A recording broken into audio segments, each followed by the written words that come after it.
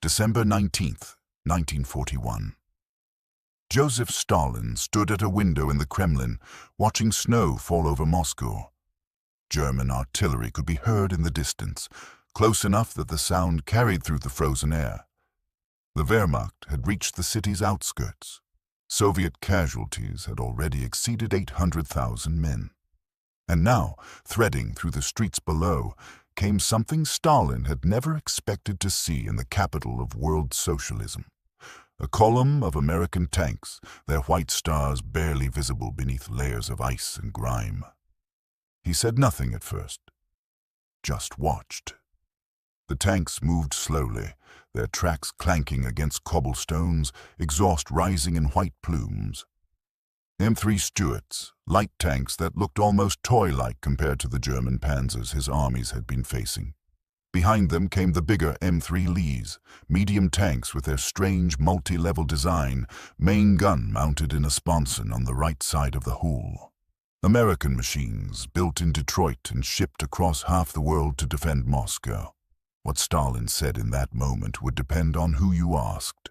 The official Soviet record, when it mentioned the incident at all, claimed he nodded approvingly and remarked on the fraternal solidarity of the anti-fascist alliance. American diplomats who met with him that week reported something different, a grudging acknowledgement that the tanks had arrived, delivered with barely concealed resentment that the Soviet Union needed them at all. Soviet tank officers, who would later crew these machines, told another story entirely. That Stalin's first concern was whether the tanks were actually any good, whether American capitalism could produce weapons that matched German engineering. The truth was probably all of these things at once. Stalin was a man who contained multitudes of contradictions, who could be pragmatic and ideological, grateful and resentful, impressed and dismissive, sometimes within the same conversation. But to understand what those American tanks meant, you have to go back 4 months earlier, to a moment when Stalin believed he didn't need Western help at all. June 22nd, 1941. 3 million German soldiers crashed across the Soviet border in the largest military invasion in human history. Stalin had ignored dozens of warnings. He'd believed Hitler wouldn't be foolish enough to fight a two-front war. He'd convinced himself that German troop buildups were a bluff, that his non-aggression pact would hold, that he had more time to prepare. He was wrong. Within days, entire Soviet armies ceased to exist.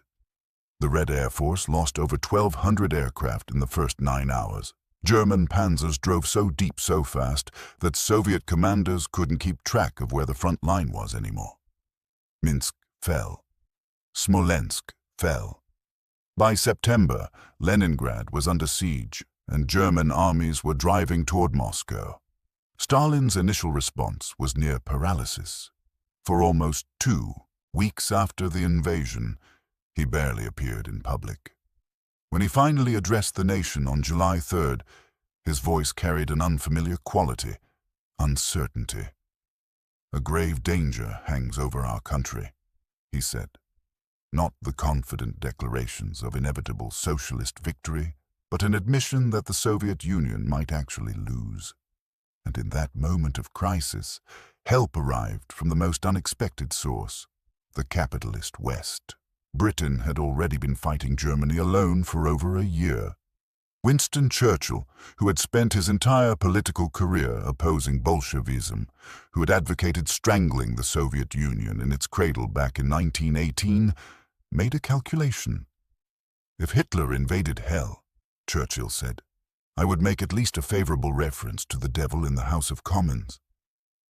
The enemy of my enemy, even if that enemy was Stalin." But Britain was already stretched thin, its own survival dependent on American aid. The real question was whether the United States would help. And that decision rested with Franklin Roosevelt, who was trying to support Britain while keeping America officially neutral, who faced an American public that wanted nothing to do with another European war, who was dealing with a Congress that viewed Stalin's regime as barely better than Hitler's.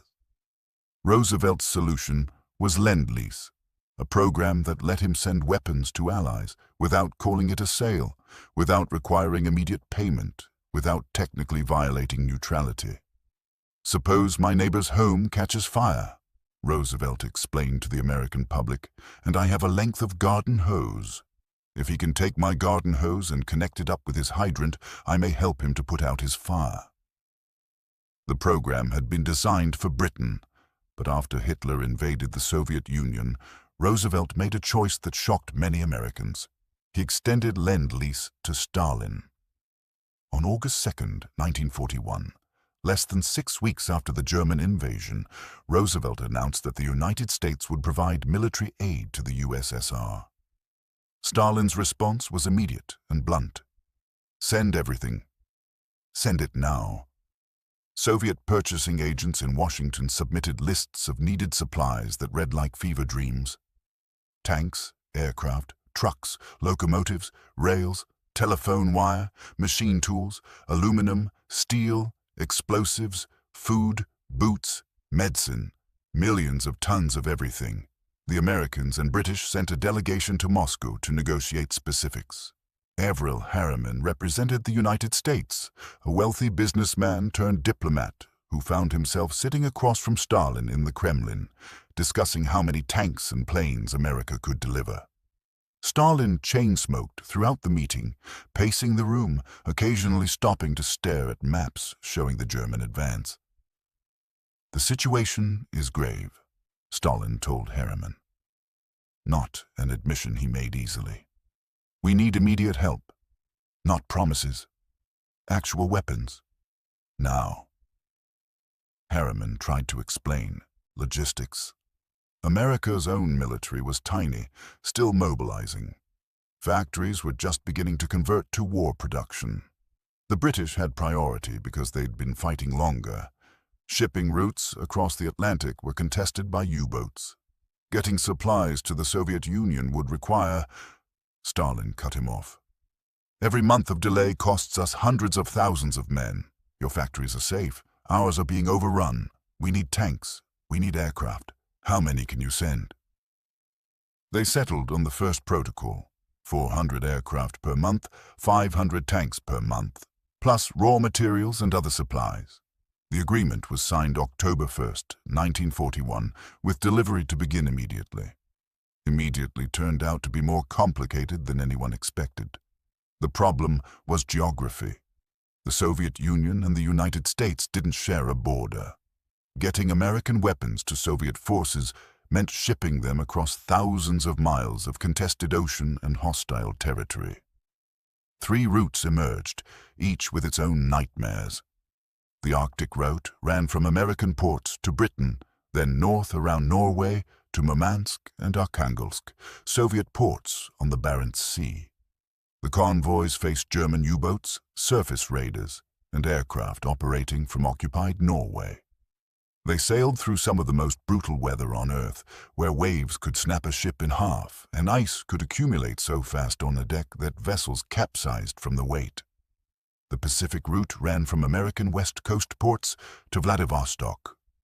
It was safer from German attack, but required Soviet ships, since America wasn't at war with Japan yet and couldn't risk American vessels in Japanese-controlled waters. Even after Pearl Harbor, this route remained politically sensitive, and Vladivostok was 6,000 miles from Moscow, across the Trans-Siberian Railway that was already strained beyond capacity. The Persian Corridor route ran from American ports through the Indian Ocean to Iran, then overland through Iran to Soviet territory. But Iran was neutral and had to be occupied first.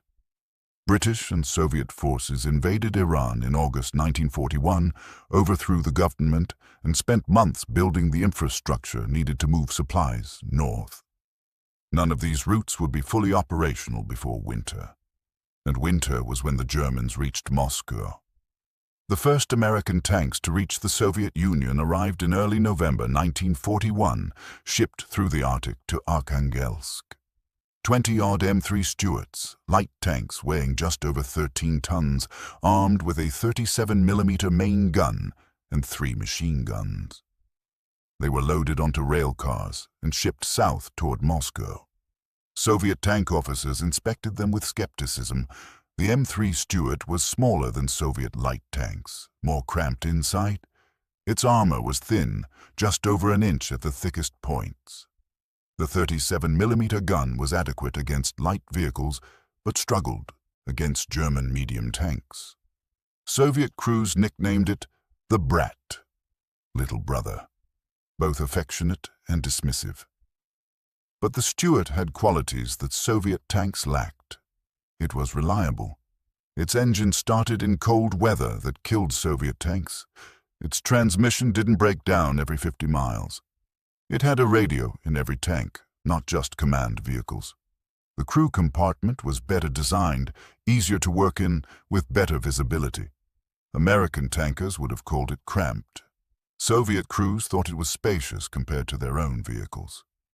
Lieutenant Dmitry Loza, who would become one of the most successful Soviet tank commanders of the war, first encountered American tanks in December 1941. "We approached with curiosity and skepticism," he later wrote. "They looked strange to us. The angles were different. The hatches opened differently. Everything felt foreign." His crew climbed inside a Stuart, tested the controls, started the engine. "It started immediately," Loza remembered. "In winter. First try." We looked at each other. This was unusual. The bigger M3 Lee medium tanks arrived around the same time. These were stranger still. The Lee had two main guns, a 75mm in a sponson on the right side of the hull and a 37mm in a small turret on top. The design was a compromise, created because American engineers couldn't yet fit a 75mm gun in a rotating turret. The result was a tank that stood over 10 feet tall, had limited traverse for its main gun, and presented a massive target. Soviet crews hated it immediately. "A grave for 7 brothers," they called it, referring to the crew size.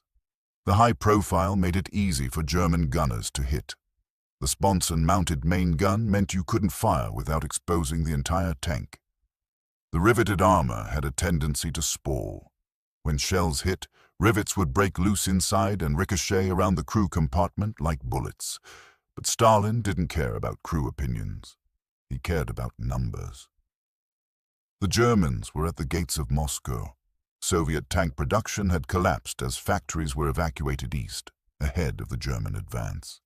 The Red Army was desperately short of armor. American tanks, whatever their flaws, were better than no tanks at all. The first convoy to reach Moscow itself arrived in mid-December, just as Soviet forces were launching their counter-offensive. The timing was coincidental, but symbolically perfect. As German troops began their first retreat of the war, American tanks rolled through Red Square. That's when Stalin came to the window and watched them pass. What he said depends on which account you trust. Vyacheslav Molotov, Stalin's foreign minister, claimed Stalin remarked, "Roosevelt has finally made good on his promise. Now we'll see if American workers can build weapons as well as they build cars." A backhanded compliment at best, acknowledging the aid while questioning its quality. Anastas Mikoyan, another Politburo member, remembered it differently. "They've sent us their obsolete junk, but junk is better than nothing." Stalin apparently said this with a slight smile, recognizing the irony that the world's largest socialist state was being saved by capitalist production. American diplomat William Stanley, who met with Stalin shortly after the tanks arrived, reported that Stalin expressed satisfaction that the Americans had kept their schedule but immediately pressed for more. "The protocol specifies 500 tanks per month. I count 20 here. Where are the rest?" Soviet tank crews who were there tell another version. They claim Stalin came to inspect the tanks personally, walked around an M3 Lee, climbed up to look inside, then climbed down and asked the assembled officers, "Can we make this?" When told that Soviet factories were already producing superior designs, he allegedly said, "Then why are we accepting these?" The answer, though no one said it to his face, was that Soviet factories weren't producing anything at the moment. They were being evacuated or overrun.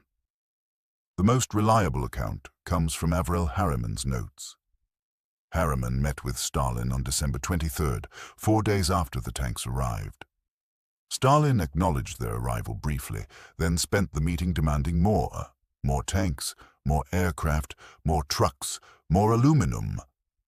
"You have given us 20 tanks," Stalin said. "The Germans have 2,000 tanks around Moscow. You see the disparity." Harriman tried to explain that more were coming, that convoys were at sea, that production was ramping up. Stalin cut him off with a question that revealed his deeper concern. "Will you continue to send supplies if we're pushed back beyond the Urals, if Moscow falls, if we're reduced to guerrilla warfare?" It was the question that haunted Stalin throughout that winter. Lend-Lease was predicated on the Soviet Union surviving as an organized state, continuing to tie down German divisions that might otherwise be used against Britain or eventually against American forces. If the Soviet Union collapsed, the aid would stop. Stalin knew this. It made every American tank, every British aircraft, a reminder of Soviet dependence. "We will continue to send supplies as long as you continue to fight," Harriman assured him. "The President has committed to this." Stalin nodded slowly, drew on his cigarette, and said something that Harriman recorded in his notes, but that never made it into official Soviet histories. "Then we are in your debt. I dislike debt." This was the complexity of Stalin's reaction to American aid. He needed it desperately. He resented needing it. He was grateful for it. He suspected American motives. He wanted more of it. He wanted to prove he didn't need it. All of these feelings coexisted, shifting in emphasis depending on the day, the audience, the military situation. Over the following months, as more American tanks arrived, Soviet crews developed nuanced opinions. The M3 Stewart light tanks proved useful for reconnaissance and infantry support, where their reliability mattered more than their armor. The M3 Lee mediums were relegated to secondary sectors or training units, considered too vulnerable for frontline combat. But in early 1942, when Soviet tank strength was at its lowest, even the Lees saw action defending Moscow and later in the fighting around Kharkov. Then the M4 Shermans started arriving. The Sherman was everything the Lee wasn't: lower profile, fully rotating turret, better armor, more reliable. Soviet crews called it MSHA, their pronunciation of M4C. Unlike the Lee, which they mocked, the Sherman earned respect. Dmitry Loza, who commanded a Sherman unit, later wrote, "The Sherman was the best tank for our conditions, not because it was better armed or armored than German tanks. It wasn't, but because it worked. It started in winter. It didn't break down. The crew could fight in it for hours without exhaustion." Soviet tankers particularly appreciated features that American crews took for granted. The electric turret traverse, which meant you didn't have to hand-crank the turret around. The gyro stabilizer, which helped keep the gun on target while moving. The wet ammunition storage, which reduced the chance of catastrophic fires. The spring-loaded hatches, which could be opened quickly for escape. But they also noted its weaknesses. The Sherman's 75mm gun struggled against heavy German armor. Its gasoline engine was a fire hazard compared to Soviet diesel engines. Its high profile made it easier to spot and hit. Soviet crews added extra armor plates, sandbags, spare track links, anything to improve survivability. By mid-1942, American tanks were arriving in significant numbers. Over 3,000 Shermans would eventually reach the Soviet Union, along with over 1,000 M3 Lees and nearly 2,000 M3 Stewarts. They represented about 15% of Soviet tank strength, a significant but not decisive proportion. Stalin's public statements about Lend-Lease remained carefully calibrated. In speeches to the Soviet people, he emphasized Soviet production and Soviet sacrifice, barely mentioning Allied aid. In diplomatic meetings with American and British officials, he acknowledged the aid but always coupled it with demands for more, or complaints about delays, or suggestions that a second front in Europe would be more helpful than supplies. But privately, to his inner circle, Stalin was more candid. Nikita Khrushchev, who would later become Soviet premier, recalled a conversation from 1943.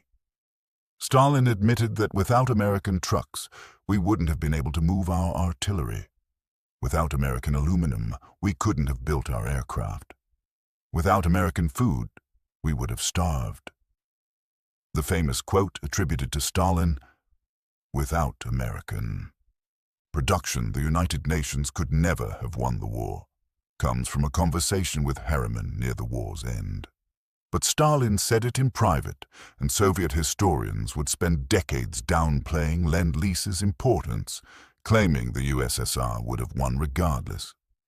The truth was more complex. Soviet industrial production, once factories were evacuated and re-established beyond the Urals, outstripped German production.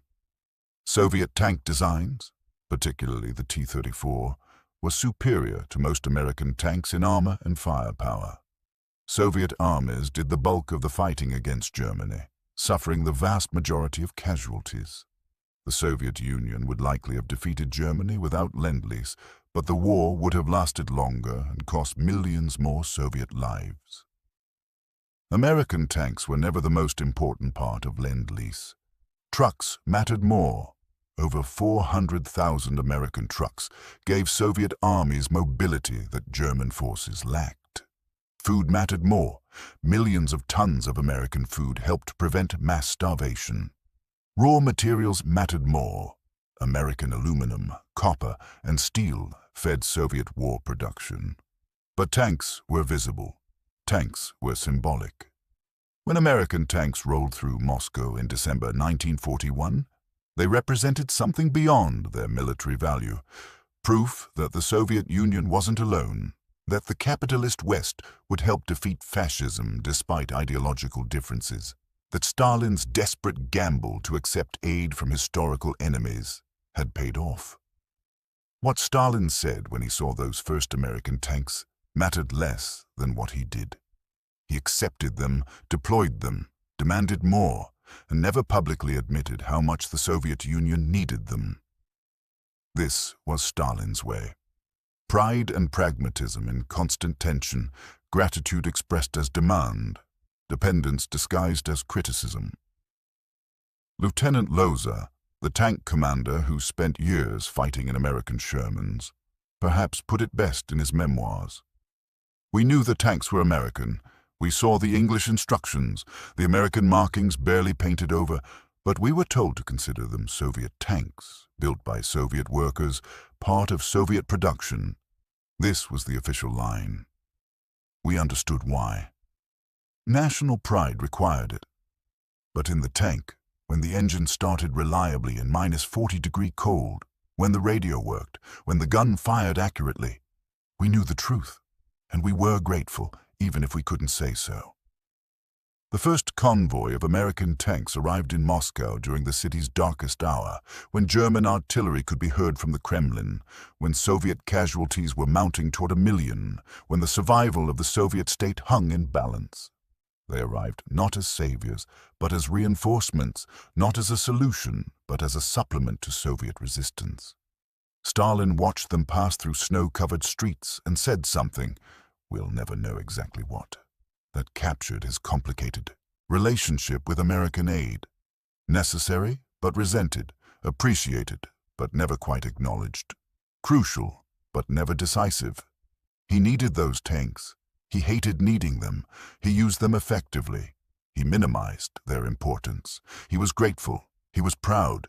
He was Stalin, containing multitudes of contradictions, surviving through pragmatism while maintaining ideological purity, accepting help from capitalists while planning for the inevitable conflict after the war. The tanks rolled through Red Square, their American stars painted over with Soviet red stars, their crews speaking Russian, their origins gradually erased from official history. But they were there, in that desperate winter, when Moscow held and the German advance stopped and the tide of the war began its slow turn. American steel, Soviet blood, British determination, all mixed together in the grinding arithmetic of total war. What Stalin said mattered less than what happened next. The Soviet Union survived, pushed back, advanced, and eventually planted its flag over the Reichstag in Berlin. American tanks were part of that story, a supporting role in a Soviet narrative, acknowledged in private but minimized in public, remembered by the men who fought in them but forgotten in official histories. History is written by the victors, and the Soviet Union won. The story of American aid became a footnote, an embarrassing reminder of dependence that didn't fit the narrative of Soviet self-sufficiency and inevitable socialist triumph. But the men who were there, who saw those first tanks arrive in Moscow, who fought in them through the long years of advance from Moscow to Berlin, they remembered.